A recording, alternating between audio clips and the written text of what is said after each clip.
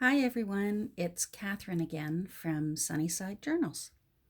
I have another little journal to share with you today, and it is a little journal. She's only 3 3/4 inches by 6, and I believe about, well, she's kind of chunky, somewhere in between 3/4 of an inch and 1 inch thick.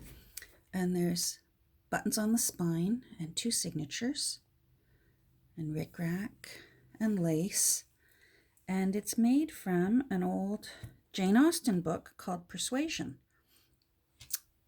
So let's take a look.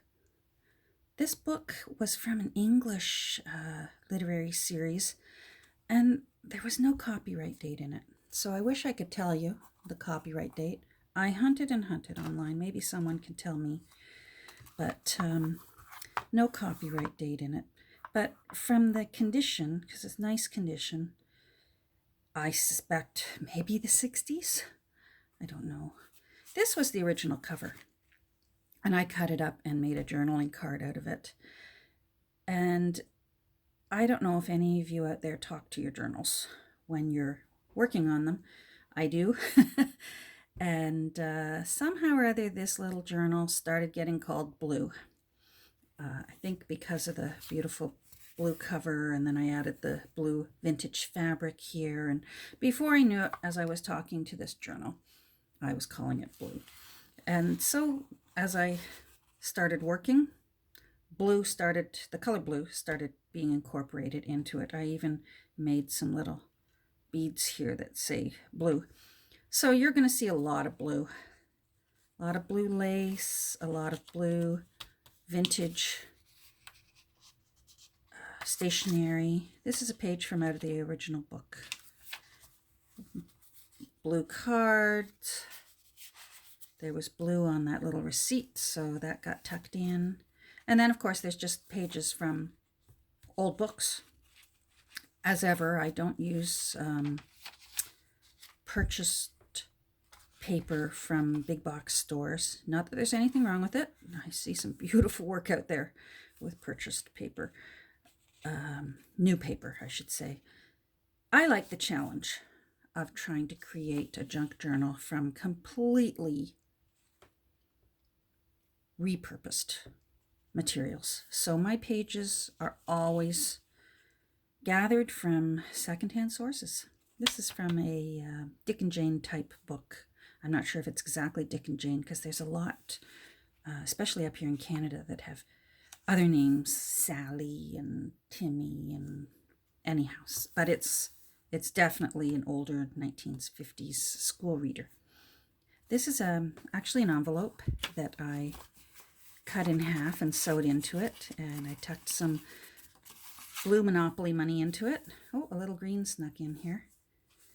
So again, vintage papers, old books, old magazines. I lucked into some really old 1940s British magazines that just have the really coolest advertisement. Old ledger paper, some kind of old book. I buy them again at the thrift store, and I rip them apart, and they make really great spreads, because if you can cut the signatures open, they're terrific to put into junk journals. And here is a page from a flower book. This is the beads that I wrote out the word blue, the name Blue, I guess. The new owner can name it whatever it wants. This was the spine. I turned it into a bookmark, but that was the, not spine, from the cover. It had a paper cover over it protecting, which is why I guess it was in such nice condition. So I just turned that into a bookmark. Tuck that right there. Lots of vintage paper. Here's the other side of that envelope with some more blue money in it. And the other side of that old children's book. Betty, yeah. So vintage lace throughout. Blue, of course. Blue things. I guess anyone who is a blue lover is going to enjoy this little book. a bookmark made from a blue paint scrap with a botanical fussy cut, and little kittens with blue forget-me-nots. This junk journal has a total of, hold on, let me see, 132 pages. 2 signatures, 132 pages. Blue tickets, children's dictionary explaining that blue is a color. Peter Rabbit wearing blue, so I thought he fit in there, and even just a blue paper clip. Again, I find them at thrift stores. I don't go to big box stores and buy paper clips. I find them at thrift stores.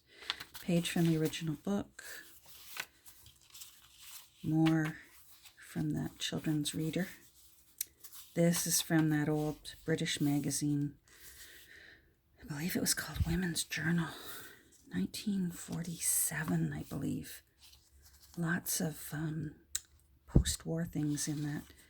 The Little Boy Blue nursery rhyme. This is a paper clip, so that can be put anywhere you like and hold your things. More vintage papers and stationaries and ledger paper. Let me keep going here, otherwise this is going to be way too long. Another centerfold with from a flower book.